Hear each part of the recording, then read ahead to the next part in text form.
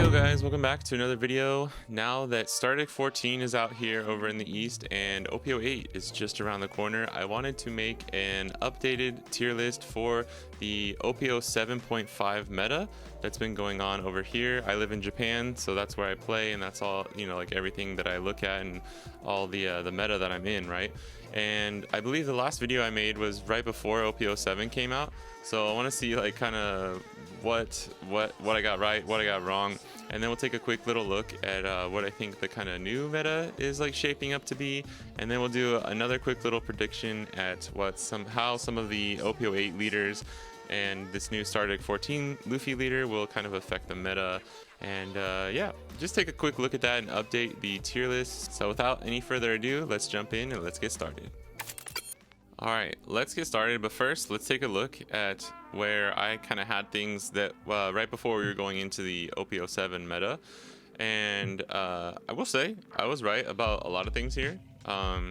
Like the top 3 leaders are still the same in my opinion, minus maybe, yeah, we'll get into it, but the top, at least, you know, these 2 rows are really close. This was definitely a hot take with Vegapunk. He had a shot, he could have gotten up there. I don't think he's this high. Unfortunately, Yamato and a few other leaders are actually probably a little bit higher on this list. But yeah, I don't want to spend too long on this. I just want to see, like, show you guys this is where I kind of had everything. I think I've been a little bit more lenient this time with some of the like local heroes and the things you can take to like a LGS or a standard battle over here in Japan. So let's just jump in here. And before I do like the top tiers here, the top 4 tiers right here are like kind of out of order, or like have just been placed for now. So I just want to mention that. And before we jump into everything, please remember, this is a tier list. This is just for fun. I am not the word, the gospel.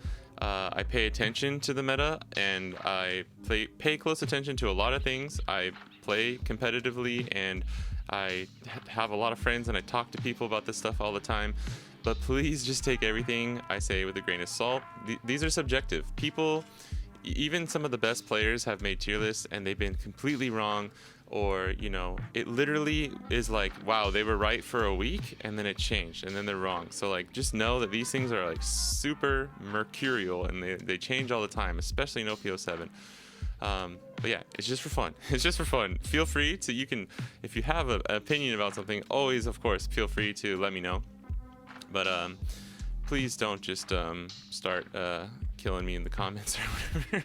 Be nice. But yeah, roast me if you think I have a terrible take. That's fine. But you gotta back it up. That's always the thing, right? And then I'll take it. All right. So of course we got our fallen hero here, Sakazuki, the old man. It's so nice having him gone. I'm not gonna lie. I do feel bad for all the Sakazuki players out there who really love Sakazuki and like the playstyle and having a deck that is just so powerful, but oh my god, it's so nice. I know you guys in the West are still dealing with Sakazuki at the moment, and I know he doesn't seem, some people, I don't know, it's weird. Some people don't seem to care as much or be like, oh, I don't understand why he's being banned. But I think once he's banned, you'll understand like just how much it really opens up for, because if he was still viable in OP07, I don't think Lucci would be very good. The new Lucci, I don't think a lot of leaders would be like able to be at the top at all. So yeah, all I'm trying to say is he was a huge gatekeeper, and that's been proven over the past like month or so that he's been banned.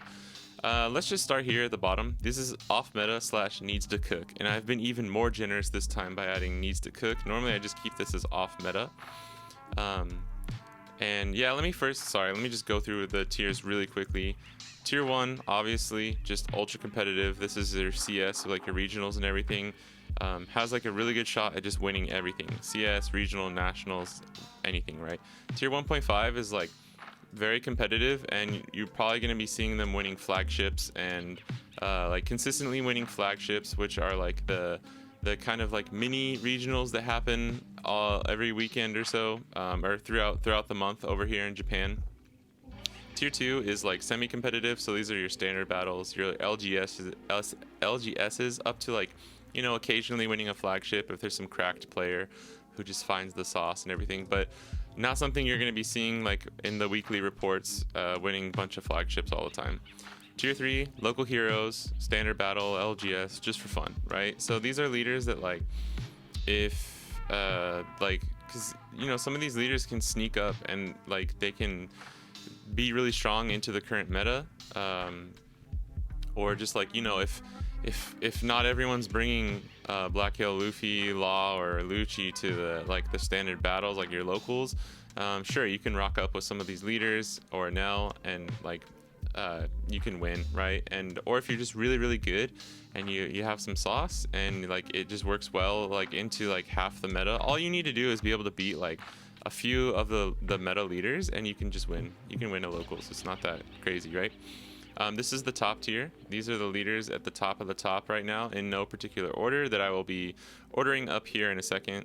This promo Sakazuki still kind of just came out and this will be a column for, or a row for just the leaders that I'm not sure or could be dark horses. Like Vivi was in there before. We weren't sure about Vivi, but unfortunately she has not proven to be as strong as a lot of people were hoping or a lot of people kind of thought. Yeah, and then we got old Sakazuki, and then this is the off meta. So again, apologies if any of your favorite leaders are in here. Like these are, I tried to put like, you know, some of the better ones towards the top, but this is basically like no particular order. Yeah, these are just kind of like, it's really hard. Technically some of these could be in the local heroes tier, but I just can't put everything in there, so I'm sorry guys. But yeah, you know, like Zephyr's always strong, Z is strong, Iceberg's actually pretty strong, Kairos is strong. Like there's a bunch of leaders in here with the right sauce and the right person piloting it could get up to like maybe even tier 2. But yeah, I can't just put everything up there, otherwise it wouldn't be a good tier list.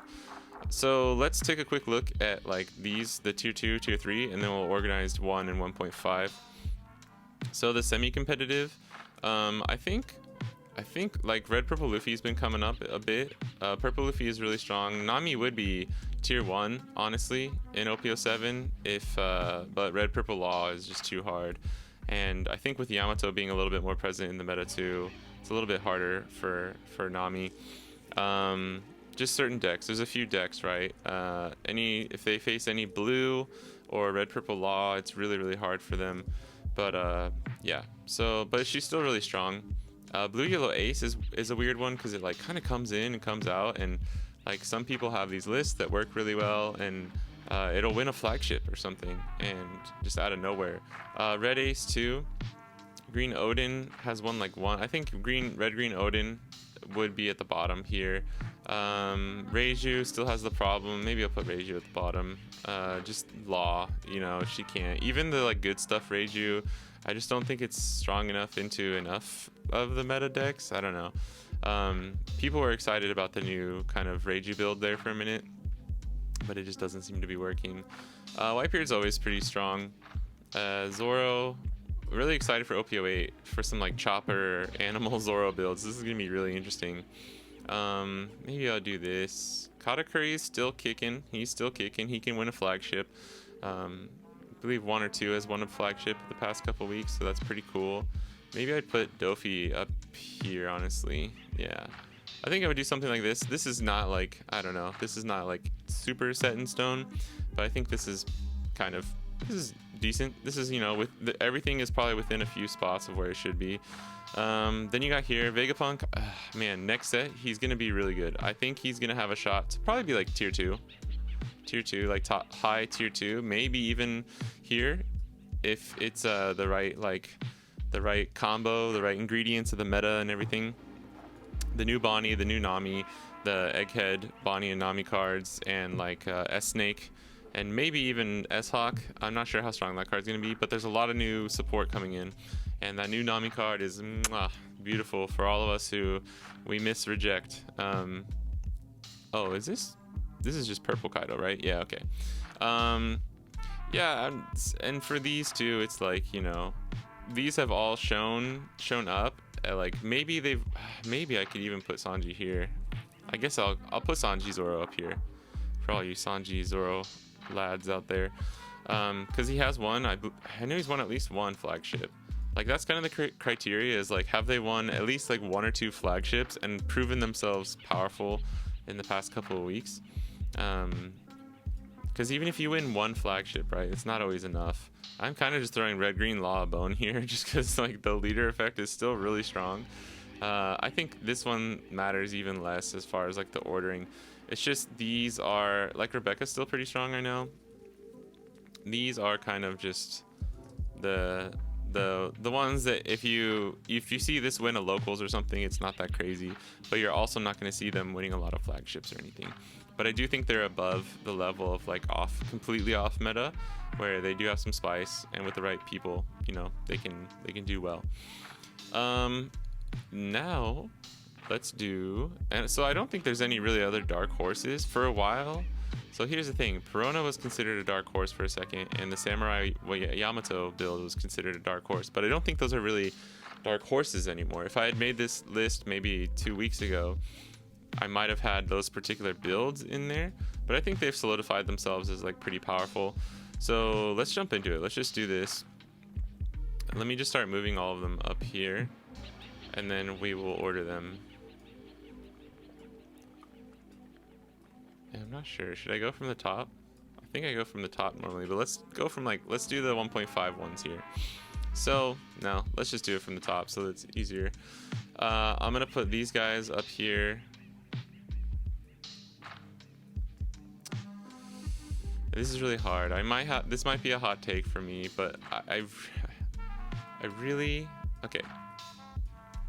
So if you wanted like the safe answer, just for tier 1 right here, this is it. Red Purple Law is best deck in format.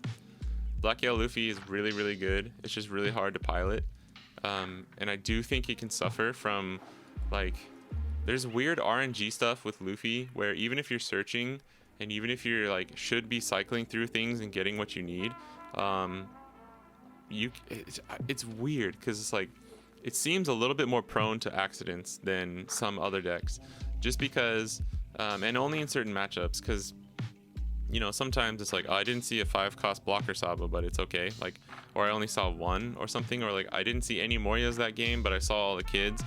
I just feel like there's since the deck centers around like the way you need to get off leader effect and cycle all of their 5 costs of the ace Luffy Sabos, like there's just weird moments where this deck can kind of just like run into some weird problems. I hope that makes sense. If you've played this deck, hopefully you know what I mean. But it is also just a really skill intensive deck, and a lot of the time you can avoid those like accidents or not having the cards you need by knowing exactly what to trash, what to keep, what to search for at the right time. So I do think those are elements that can help reduce that, but problem where like you're trashing stuff all the time. So if you really need Stussy and you trash her, and you're just like, okay, I'm gonna lose probably, which is weird. You would think that kind of like problem would have it lower, but here's the thing. And I originally had Lucci lower, and I'll just admit I didn't think Lucci would be like tier 1. It's partly just because of the way the meta has shaped up and like where everything is sitting right now that makes Lucci so powerful, because Lucci actually has a pretty decent matchup into Red Purple Law. Most people will tell you that it's like slightly favored for Lucci, and of course at like the highest level they're all pretty competitive, right, against each other, except Black Yellow Luffy is definitely still favored against Lucci and Moria, and that's partly the problem why Moria was really kicking in tier 1 for like half of OP07, but I feel like as Lucci just got better and people really fine-tuned the deck, and as Luffy was able to beat Lucci, but Lucci can beat Moria just kind of fell off a little bit.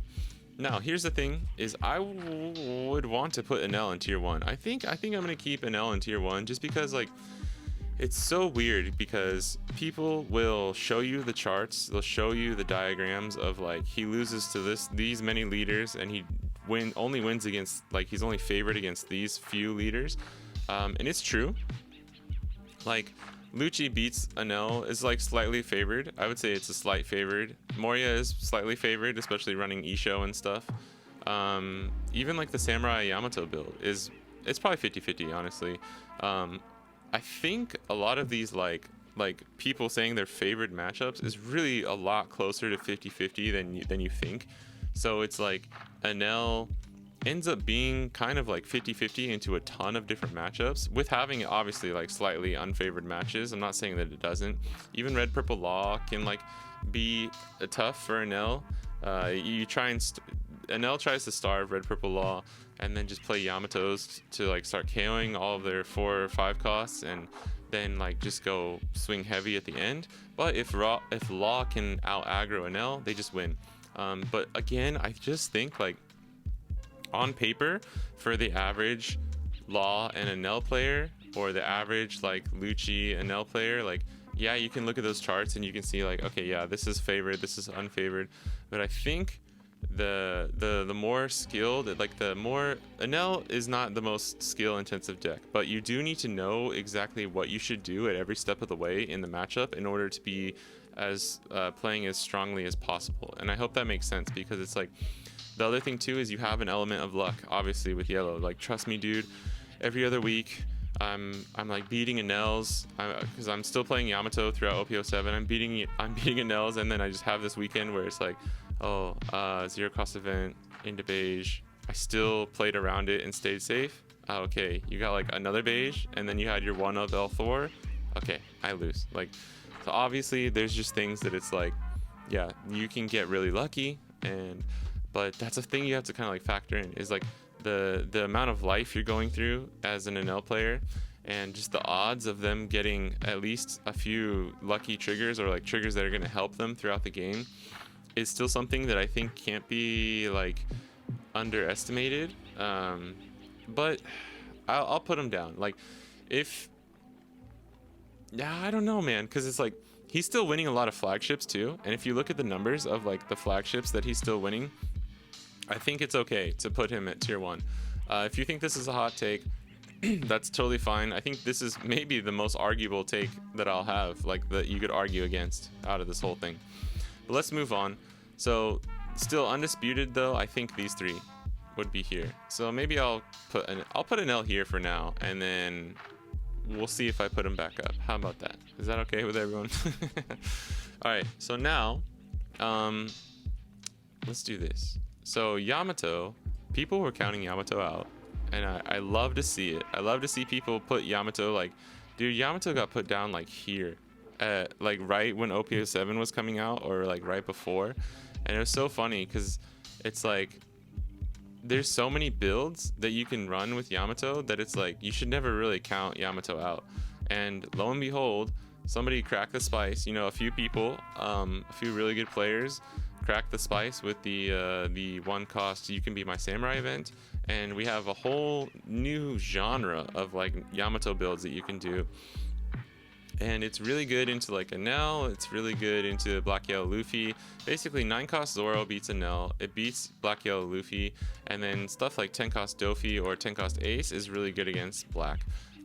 Samurai Yamato has a really hard matchup against Lucci, and a sort of okay matchup against Moria. Decent against Bonnie, but has a rougher time against Enel. But if you run the Sky Island aggro build that runs the 2 cost Ashura, the Makyusen, that rests your 3 cost and one of your opponent's 5 cost or less, plus buffs a leader or character plus 3,000. There's that build, and then there are other like generic kind of like Wano or trigger aggro builds that you can still run.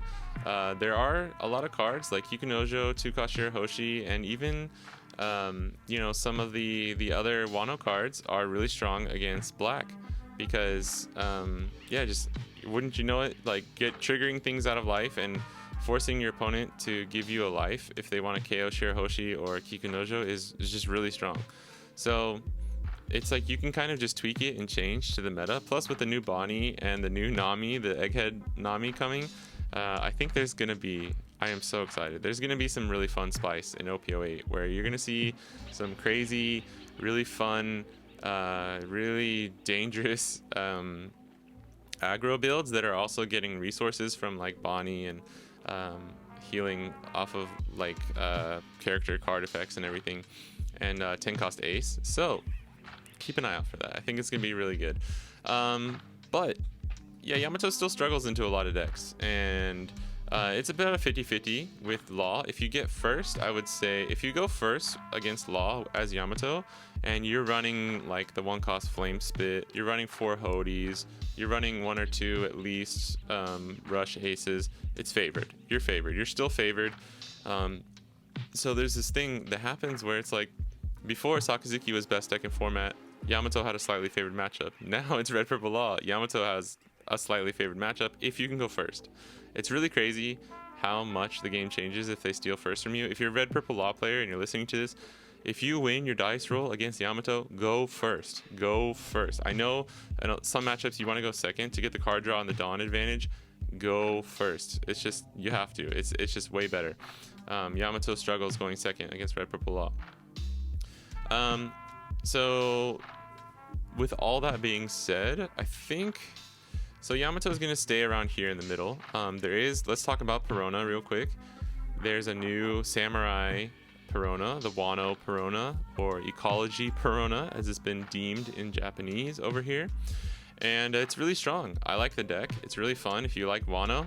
If you need an excuse to use those Hiyori and Otama parallel or alt arts that you're buying from EB01 and OP07, this is a good one. I think if you like the kind of control, if you like the control aspects of green, like if you like the control aspects of Bonnie, but you love like Moria or Lucci and KOing things, this is the perfect deck for you. And the thing is Perona got way hyped up, like way too hyped up. By the way, Perona still loses to Yamato pretty heavily. Like I can count on like one hand the amount of matches I've lost like playing against Perona as Yamato with like any build basically. Which, and I'm not just saying that, like it has a really favored matchup in my opinion. But Perona is really good into stuff like Enel. It's decent into Red Purple Law if you run the 8-cost Sabo that can pop a 5 and a 3, with which means with Perona Leader effect can be a 5 and a 4 because you can minus 1 cost onto something just for free with Leader effect. But I do think she struggles with the fact that like a lot of the builds revolve around just playing out little weenies and searching and getting everything set up. And then you just like slam a bunch of top end, right? And I think if you get aggroed down, like I think Red Zoro would kill Perona. Like this new build of Perona, I think it would be so good. I actually think like even Ace is pretty decent. Whitebeard would probably be pretty decent. So you can see that like a lot of these like slightly lower tier decks, anything aggro or that can put early pressure, it can have a hard time. Like Red Purple Luffy also, especially if they're running the 10-cost Shanks, I think can hurt Perona a lot too. So yeah, she's really strong, but she has her weaknesses. People were hyping her up, like putting her in tier 1, like as best deck in format for like a week, and I'm just like, dude, just because you have a favorite matchup into Red Purple Law does not mean your deck becomes like best deck in format, right? Otherwise Yamato would be the best deck for two entire sets straight, right? So yeah, is it slightly overhyped? Yes. Is it really good? Yes. People are also trashing it, saying like this leader, this deck is trash, don't even like try it, don't give it any credit, blah blah blah. And it's also like, I don't know how you can say that when like she's proving to be pretty good, has already started winning flagships and stuff, and definitely beats some of the top tier decks. Like that is still credible, you know, it's good credit for Perona. And then let's talk about Moria. I'm gonna arrange these after I go through all of them. So Moria's in a weird spot because right now it's just like anyone who's playing Moria, it's like you might as well play Lucci. I almost said Sakazuki, which is also true, I guess, if you could. He's in a weird spot just because he loses to Lucci, he loses hard to Black Yellow Luffy. I probably Lucci has a maybe slightly better shot against Luffy. I don't know. It's pretty hard. It's hard for both of them, and maybe Moria is slightly better in the Black Yellow Luffy, but it's still unfavored, right? Yes, Moria can beat Enel. Yes, Moria can beat Yamato. Moria struggles against Red Purple Law, I think, too, just because it's probably a lot closer to a 50-50, with maybe even being slightly favored for Law, because once you lose Great Eruption, the Moria list has changed. It's way crazier. Ice Age got teched out and teched back in, which I thought was crazy that it ever got teched out. Just because it's like, you can't rely on like Isho with 1 Dawn on him, minusing 3 to everything, and then like if you're playing like Hina or the 5 cost or 4 cost Perona, like I don't know. I think it's definitely needed, but you don't have the KO power like you did before. That's what I'm trying to say. Like you don't have, excuse me, you don't have Great Eruption into Absalom to just KO 4 cost real quick. Like that doesn't exist anymore.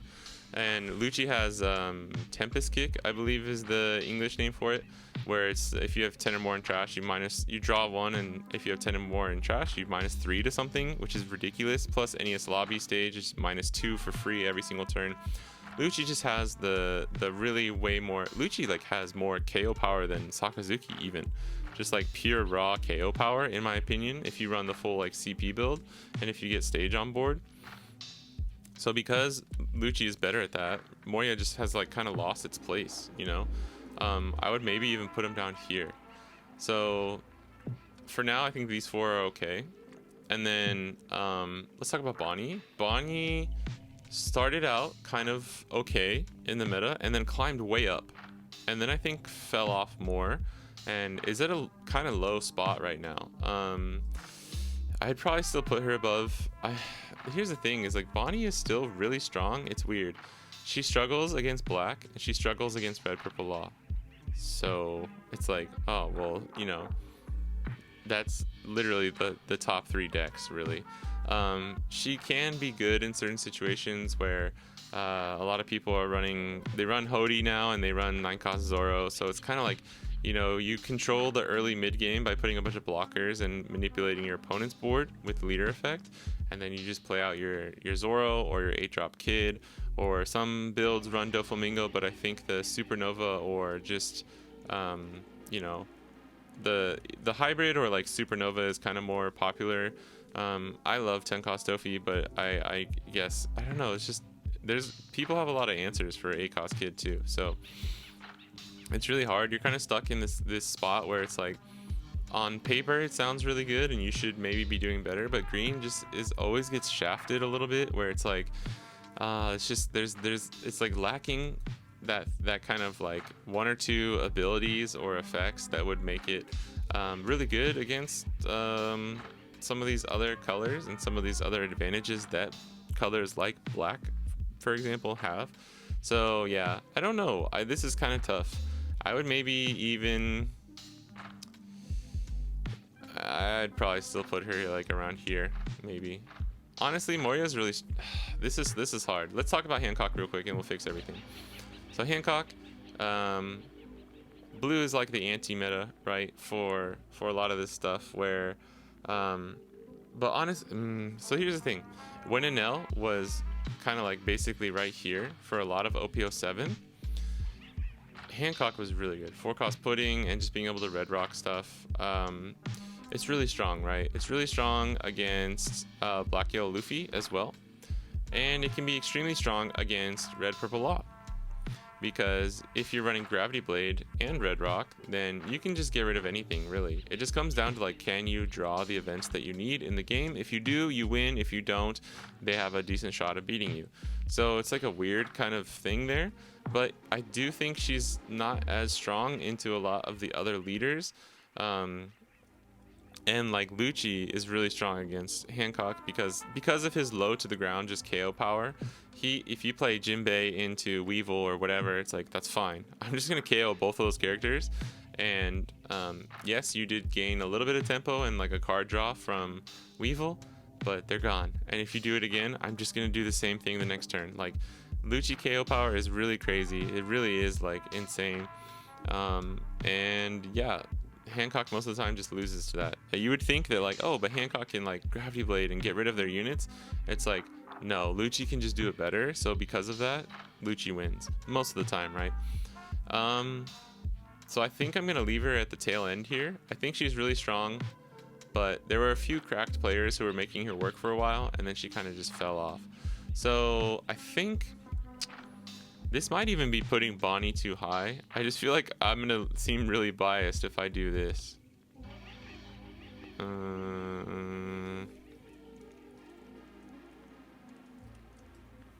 Nah, I think I'll keep it like this. Just currently, right? More in some instances, Moria could be right here, right? Because Moria's still winning flagships and he's still doing well, just not as much recently. So I'm gonna put him here. I'm gonna try and keep this as like updated as I can, right? Of like the most current. So that's it. This is the tier list. I'm gonna keep Anel down here just so I don't get hate from people writing like yellow. I've had people write like yellow propaganda on comments and stuff, and it's like, dude, I'm always putting like it's because I think I had yellow. I don't remember if that it was from that video, but I put Anel as like best deck in format once, and people are just like yellow propaganda. So yeah, this is it. This is the gist. Honestly, this tier 1.5 is really hard because it shifts like literally every week. You gotta believe me, it's really crazy. Even the top 3 decks kind of shift pretty often. But again, like I always say, like these top 2 tiers here, 1 and 1.5, are pretty interchangeable. Like if all of these decks entered a tournament and like one of the tier 1.5 ones won out over the top 3, it's not that big of a surprise, right? You're like, oh yeah, Anel beat Red Purple Law in the finals. It's like, yeah, I can believe that, right? Or you know, a Perona beat Law, or Perona beat Luffy, or Hancock beat a Luffy in the finals. Like, yeah, that makes sense. There really is a crazy, like, it's not a triangle. It's just like there's so many different like interweaving like matchups where it's like favored and unfavored. And that's why I think Yamato will always be like within a tier 1.5 to tier 2 leader, just because of the amount of different builds and different ways you can play the leader and play the decks, right? And if OP08 becomes a 4-life leader meta again, where like there's way more 4-life leaders at the top, Yamato definitely can go up to just tier 1 in general. So this is it. This is where I think everything's at. Obviously some of these could be rearranged to your liking, but this is essentially it. This is it for OP7.5 and 7.5. And let me just grab Luffy here before I forget, because I wanted to do this before I look at the OP08 leaders. So Luffy is looking like kind of strong, but we really don't have enough data and enough time, unfortunately, to see exactly where he sits.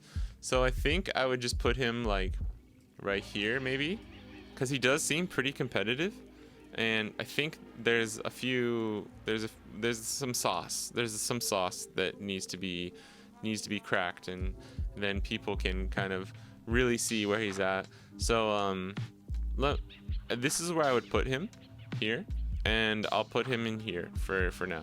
The new Sakazuki seems really bad, actually. Like the color obviously is goated, like blue and black is still extremely strong, but I think it's just like really close to just playing a vanilla blue and black leader. So I don't know. And then let's take a quick look at the OP08 leaders. I'm gonna order them here on this list here, and then I don't know if I should even try and put them in. I'll just tell you guys where I think what tier they would rank. So unfortunately my boy Kalgara didn't end up getting any of the super rares that we all wanted him to, but I can't complain. Egghead Nami was like one of the best cards that I've seen in a minute, like that I'm so excited for. All right, I'll say this a million times and I'll keep saying it. I think people are sleeping on Carrot. Don't sleep on Carrot, even if she's not the strongest this next set. Like, dude, all you need is 8 to 10 cost Mink, like Nekomamushi or something, and then Zoe becomes literally the most busted stage in the game. It's already a really good stage, on par with Onigashima and like NES Lobby. It just says you can restand one of your Mink characters. There's no cost limit on that, so please remember that and keep that in mind when you see like the 9 cost Nekomamushi that come out next set or something like that. I'm praying, I'm hoping. So King, without a doubt, hands down, I believe is going to be the best leader from OP08. And if you've already seen me make this like predicted tier list on OP08 leaders, probably in my other video if you've checked that out, but we've seen a lot more playtesting and we have a lot more cards since then.